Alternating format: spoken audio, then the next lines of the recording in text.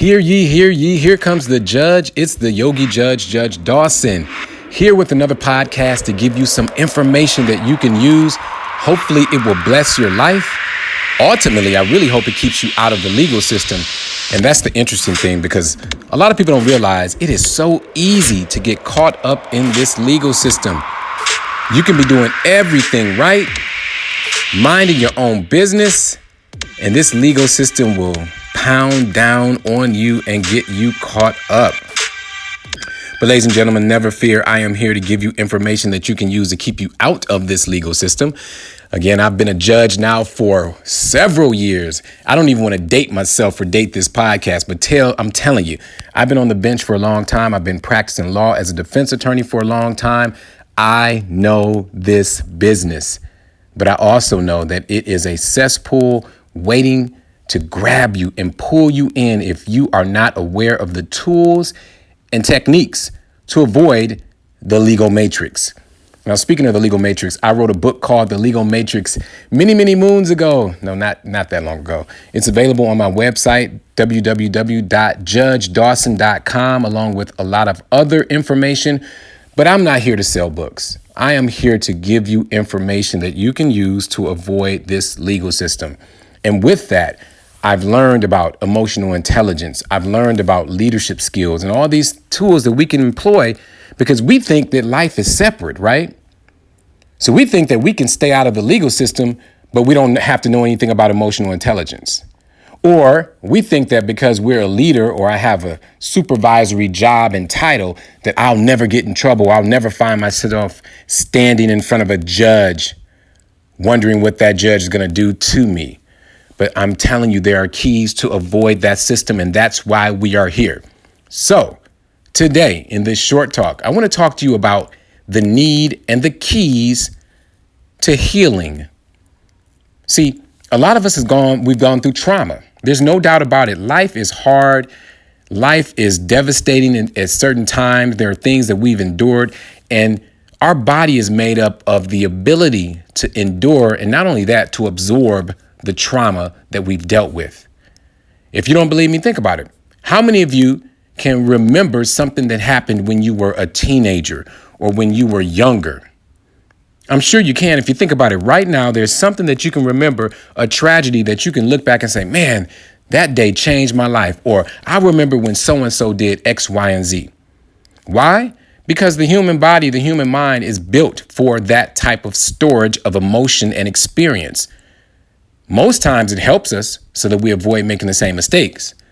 But when we are dealing with emotional trauma, it does not help us because we oftentimes continue to play the same recording over and over again of the traumatic experience, and it dampens our ability to live our current best life.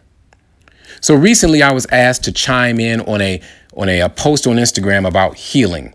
And I looked at all the comments and I listened to the commentary and I had something to add, and I'm giving that to you now. Healing is a process. And I don't want you to get discouraged while you're going through that process. So what I mean by that is you can employ the best therapist. You can speak to a counselor. You can talk to your best friend. You can do all the meditation that you have available to you. But you're going to still suffer from memories of the trauma and maybe even flashbacks that come up. But I want you to know that even if you have those, that you're not losing, that you're still winning because you're in the process of healing.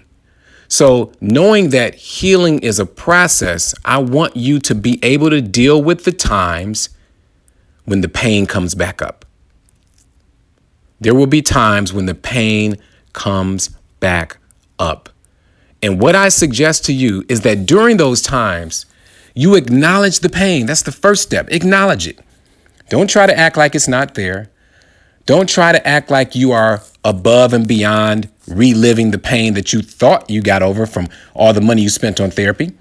Just acknowledge that, hey, it's still there. Obviously, there's a portion of the pain still in my body that I need to address. So the first thing is to acknowledge that the pain is still there. And then after you've acknowledged that the pain is still there, okay, now we need to figure out, what do I need to do to revive my healing? So I suggest to you at that point, look around you and make sure that you are still surrounded with the tools and the people and the resources that support your healing. Oftentimes, we are surrounded with tools and resources and people who do not support our healing. Let me give you an example. If you had a bad relationship, it didn't work out, it may have been abusive, or it was just totally disappointing. Why are you still connected with his or her mother, his or her cousin, his or her best friend? That does not serve you in the process of healing, but that's what we do. And not only do we do it, we make excuses for it. Oh, they were good to me. Oh, they care about me. Well, they only care about you to the extent that you are involved with the person that they love or they loved first. Or they care about you because your trauma adds entertainment to their life. Or let's make it even less harmful. They care about you because they're indifferent to your healing. Either way, if it doesn't serve your healing, you have to disconnect from those people. Don't stay around those situations. Don't stay in those relationships. So the key here, not only do we acknowledge that the pain has come back up, the next step is to make sure you are still in a circle of support and you haven't allowed negativity to creep back in that circle. And after you've done that, now re-up on the support and the resources that you need to get better. Go back to therapy.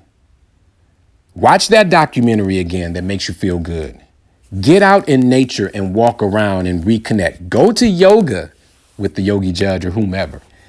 But you now have to re-up on that energy, that positive energy, so that you can get past the memories of the pain. Because remember, healing is a process. And the fact that the pain has come back up doesn't mean you're losing. You're still winning because you're working, but you're in a state of revival, in a sense, where those pains and those memories and all those things that hurt you are coming back up. So you have to re-up on your resources. And then the last step, after you have acknowledged that the pain exists, you don't ignore it. You've checked your circle to make sure you're still surrounded by positive people, places, and things. And then you've started to re-up on the power that you need to move on. Now, I want you to let the negativity come up, the pain to come up and float on by. And what do I mean by that? Don't fight it. Almost look at it as if you're sitting on the edge of a riverbank. You love the beauty of the river. You notice how powerful it is. You notice how peaceful it is. And then all of a sudden, a piece of garbage, several pieces of garbage come floating down the river. First thing to remember is it doesn't destroy the beauty of the river overall. It's just a moment of distraction or disappointment. So what do? You watch it go on by. Let it float by, because sooner or later, it will be out of your view, out of your reality.